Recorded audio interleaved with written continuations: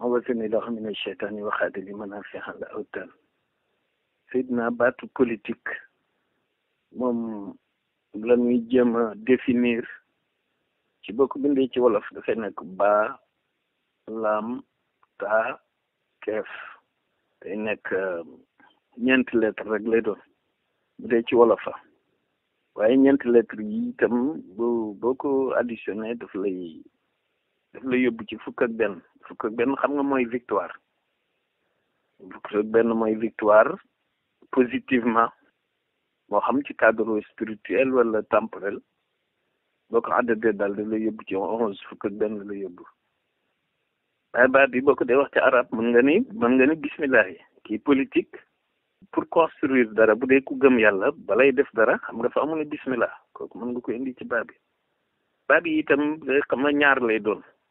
waaw mën na nekk guddeeg bëccëg mën na nekk suba ngoon mën na nekk démb ak tey mën na nekk tey ak suba mën na nekk début ak fin donc lépp ci baat bi lam bi itam bu la neexee mën nga ko jël def ko lil xaq yi nga ko def lil xaq yi maanaam ki nga xamante ni bii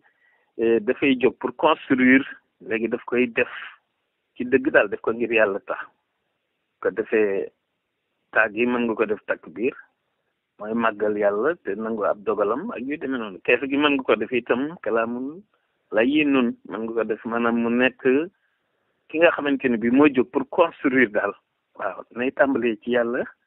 moom mi nga xam ne mooy dëgg te li muy def mu dëggal ko te nangu dogalub yàlla tey nooyal ay waxam waaw ni ko Sëriñ Tuubaa di jàngale ak yu demee noonu loolu mën nga ko cee génne daal waaw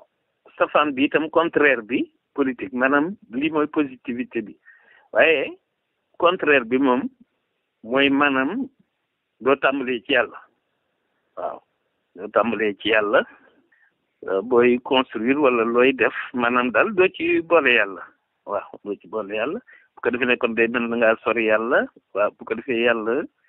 laam gi bu ko defee yàlla mën la ci rëbb ci laanatullah bi waaw bu ko defee nag tatombe gi mën na la yóbbee tuskare keef gi ju yóbbe la maanaam kufr ndax bu fekkente ni weddi nga dogalub yàlla rek te boo nanguwul dogalub yàlla rek weddi ñëw na waaw même boo ko yéenewul waxoo ko defoo ko itam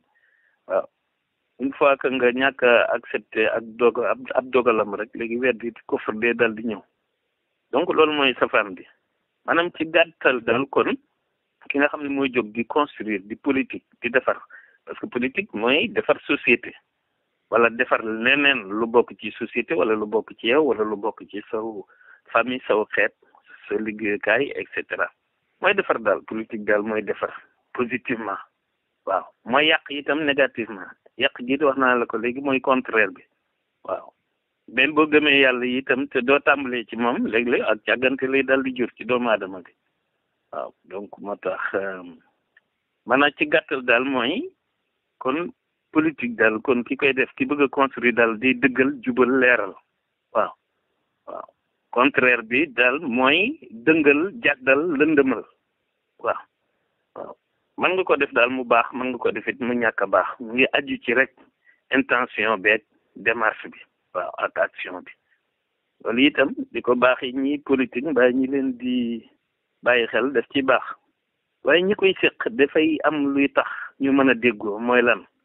mooy bu fekkee réew mi tax leen a jóg waaw bu leen réew mi taxawee jóg moom dañuy déggoo juboo tey jàppalante waaye bu leen intéressé taxee jóg wala pouvoir kon léegi loolu lim leen di jural mooy dañuy dëngoo di xuloo ak a werante